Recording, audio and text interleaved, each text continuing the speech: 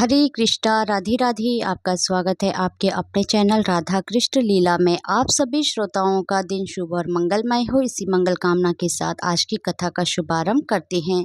ईश्वर बोले, हे संत कुमार, पूर्व काल में कुरु देश में सुकीर्ति नामक एक विद्वान कीर्तिशाली शत्रुओं का नाश करने वाला 64 कलाओं का ज्ञाता था। धनुर्विद्या में कुशल राजा हुआ था। पुत्र के अतिरिक्त अन्य सभी शुभ चीजें उसे राजा के पास थी। अंत वह राजा संतान के विषय में अत्यंत चिंतित हुआ और जब ध्यानपूर्वक देवी की आराधना करने लगा तब उसकी कठोर तपस्या से देवी प्रसन्न हो गई और उससे यह वचन बोली, हे सुव्रत, वर मांगो। हे देवी, यदि आप मुझ पर प्रसन्न हैं तो मुझे सुंदर पुत्र दीजिए। हे देवी, आपकी कृपा से अन्य किसी भी वस्तु का अभाव नहीं है। उसका यह वचन सुनकर पवित्र मुस्कान वाली देवी ने कहा, हे राजन, तुमने अत्यंत दुर्लभ वर मांगा है, फिर भी कृपयावश मैं तुम्हें अवश्य दूंगी। किंतु हे राजेंद्र, सुनिए, यदि परम गुणी पुत्र चाहते हो तो वह केवल 16 वर्ष तक जीवित रहेगा, और यदि रूप तथा विद्या से विहीन पुत्र चाहते हो तो दीर्घजीवी होगा।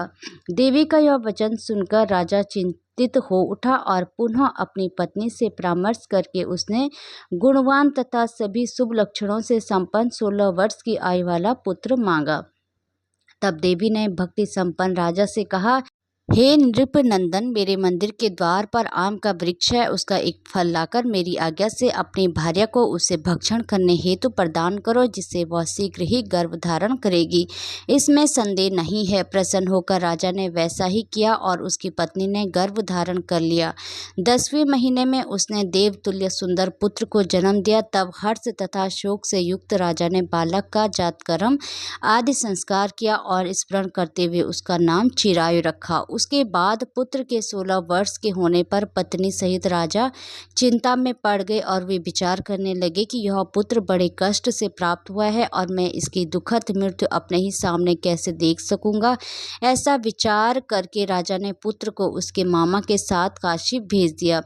प्रस्थान के समय राजा की पत्नी ने अपने भाई से कहा कि कार्तिक का वेश धारण करके आप मेरे पुत्र को काशी ले जाइए। मैंने भगवान मृत्युंजय जैसे पुत्र के लिए प्रार्थना की थी और कहा था कि हे विवेश, आप जगतपति की यात्रा के लिए मैं उस पुत्र को अवश्य भेजूंगी।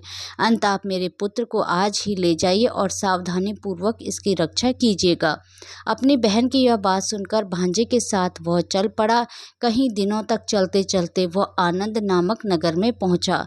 वहां सभी प्रकार की समृद्धियों से संपन्न वीरसेन नामक राजा रहता था। उस राजा की एक सर्व लक्षण संपन्न युवा अवस्था प्राप्त मनोहर तथा रूप वाली मंगला गौरी नामक कन्या थी। सभी उपमानों को तुच्छ कर सौंदर्य अभिवृद्धि को प्राप्त वह कन्या किसी समय सखियों के साथ नगर के उपवन में क्रीड़ा करने के लिए गई थी। उसी समय चिरायु तथा उसका मामा दोनों भी वहां पहुंच गए और उन कन्याओं को देखने की लालसा से वहां विश्राम करने लगे। इसी बीच विनोदपूर्वक क्रीड़ा करती हुई उन कन्याओं में से किसी एक ने कुपित होकर राजकुमारी को रांडा यह कुवचन कह दिया। तब उस अशुभ वचन को सुनकर राजकुमारी ने कहा, तुम अनुचित बात क्यों बोल रही हो? मेरे कुल में तो इस प्रकार की कोई नहीं है। मंगला गौरी की कृपा से तथा उनके व्रत के प्रभाव से विवाह के समय जिसके सर पर मेरे हाथ से अक्षत पड़ेंगे, हे सखी, वह यदि अल्प आयु वाला होगा तो भी चिरंजीवी हो जाएगा। इसके बाद वह सभी कन्याएं अपने अपने घर चली गई। उसी दिन राजकुमारी का विवाह था। बालिक देश के दृढ़धर्मा नामक राजा के सुकेतु नाम वाले पुत्र के साथ उसका विवाह निश्चित किया गया था। वह सुकेतु विद्याहीन, कुरूप तथा बहरा था। तब सुकेतु के साथ आए हुए उन लोगों ने विचार किया कि इस समय कोई दूसरा श्रेष्ठ वर ले जाना चाहिए और विवाह संपन्न हो जाने के बाद वहां सुकेतु पहुंच जाए। उन लोगों ने चिरायु के मामा के पास जाकर याचना की, आप इस बालक को हमें दे दीजिए जिससे हमारा कार्य सिद्ध हो जाए। इस पृथ्वी पर परोपकार के समान दूसरा कोई धर्म नहीं। उनकी बात सुनकर चिरायु का मामा मन ही मन बहुत प्रसन्न हुआ, क्योंकि उसने उपवन में पहले ही कन्या मंगला गौरी की बात सुन ली थी। फिर भी उसने एक बार कहा कि आप लोग इसे किस लिए मांग रहे हैं? कार्य ही सिद्धि हेतु वस्त्र, अलंकार आदि मांगे जाते हैं, वर तो कहीं भी नहीं मांगा जाता। तथापि आप लोगों को सम्मान रखने के लिए मैं इसे दे रहा हूँ। इसके बाद चिराय को वहां ले जाकर उन लोगों ने विवाह संपन्न कराया। सप्तपदी आदि के हो जाने पर रात्रि में शिव पार्वती की प्रतिमा के समक्ष उस चिराय ने हर्षयुक्त होकर मंगला गौरी के साथ शयन किया। उसी दिन चिराय के 16 वर्ष पूर्ण हो चुके थे और अर्धरात्रि में साक्षात काल स्वरूप रूप में वहां आ गए।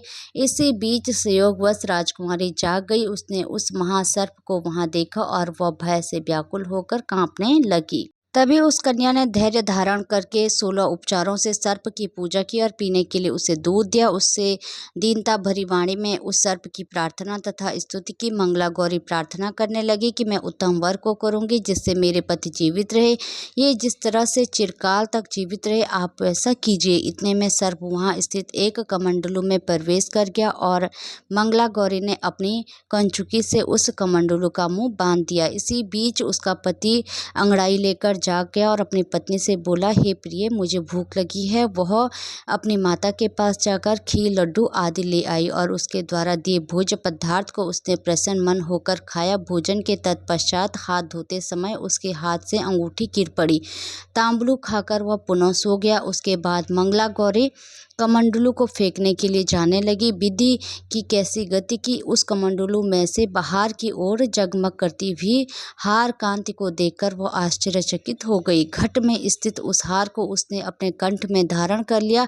इसके बाद कुछ रात शेष रहते ही चिरायु का मामा आकर उसे ले गया। इसके बाद वर पक्ष के लोग सकेत को वहां ले आए और उसे देख मंगला गौरी ने कहा कि यह मेरा पति नहीं। तब उन सभी ने उससे कहा, हे सुबे, तुम यह क्या बोल रही हो? यहाँ तुम्हारा कोई परिचायक हो तो उससे हम लोगों को बताओ।